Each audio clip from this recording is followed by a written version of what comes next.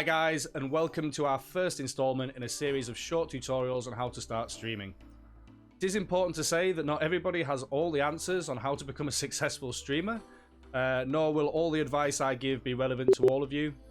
I have had a lot of my community recently asking a range of questions, from how to set up a stream to how do you get to a point where you can finally get sponsors. Now, I am far from being a big streamer, but I wanted to give you my experience of streaming and the fundamental do's and don'ts that I have faced from the very beginning. If it helps just one person get past an obstacle they're facing while streaming, then hey, it's a huge success. So without further ado, let's get into the nitty-gritty. Before you even set up any software, you want to do some research. The most important weapon you will ever have at your disposal is yourself. Your style and personality will be the key driving factor for any follows and engagement on your page. So you need to first decide what type of game you're going to be streaming. There's pros and cons to your choices, just like anything in life. If you go for the most popular game out there, then you're going to be facing huge competition from the streaming giants, and you're going to grow a lot slower than maybe choosing a game that is a little off people's radar. Now, I'm not saying if you go for the most popular game, you're not going to get any followers, because that's not true. You will build up some momentum. A good way to see what is trending at the moment is Twitch. Here you can see what is being viewed the most, and also what is trending but not streamed as much. You need to find a balance of a game or games that work for you, but above all else, you must enjoy the game you are playing. All right? Enjoyment and fun will breed an atmosphere in your streams that people want to stay around for. So worth mentioning is that your initial launch of your streaming adventure will see very little interaction. That's just a fact. It's in no way a measure of your ability or quality of your content. So those first few days, weeks, maybe even months are going to be lonely and maybe even disheartening for you, but it is what it is. So playing the game you enjoy is more important than anything, because you're going to be doing it for a while.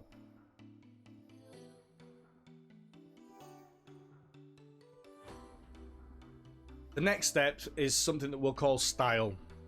Do not underestimate when I say that style and personality is going to be at least a good 50%, if not more, what is going to see you to success with your content. A streamer's personality and energy is one of the main reasons that viewers keep coming back to your stream. So you need to decide whether you're happy that your own personality is enough to best display your content's potential. If you don't think that's the case, don't worry. First step, like any other, is knowing your limitations and being comfortable to acknowledge that from the start. There are other avenues to explore, so do not be discouraged. You just need to get a bit more creative in what you deliver. There are plenty of streamers who have totally nailed the character market in streaming. Prime examples being Dr. Disrespect and the Kingslayer. They are two of my favourite streamers to watch when I'm not streaming myself.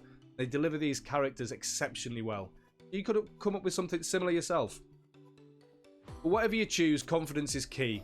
I mean, we'll touch more about this on episode 3, I'd say, but for now, take away that your confidence is transparent on stream for every second that you are live.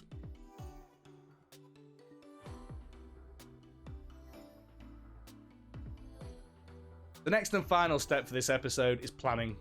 Do not wait until you have a follower base to plan the growth of your stream. When you get to this stage and feel it actually necessary to make these kind of adjustments, your view of your stream may totally change. You may want to change certain things about yourself, your character, or your content, which your current audience may no longer like, and thus find yourself starting from the beginning all over again. So you may as well plan now. What is going to be unique about your stream? What games you're going to play? What character or personality are you going to deliver? What are you going to do that keeps your audience engaged, be that events, be it a weekly Q&A, or even a weekly game or tech review? Plan all these things in now, and you will have a strategy in mind, and you can measure instantly what is working for you from the very beginning. Planning your time and your streams is essential. Set days in the week or month where you will consistently deliver this content. Doesn't matter if it's jotted down in a diary, or if you even have space in a lovely man cave. You could even put up a whiteboard, just as long as you have a reference to look back at. But I cannot stress enough that viewer count is not the key driving factor you should be focusing on. Your returning viewer count is paramount building a community and a successful stream. To get returning viewers, there needs to be something consistent week in, week out, actually pulling them back to you. So you need to plan that now.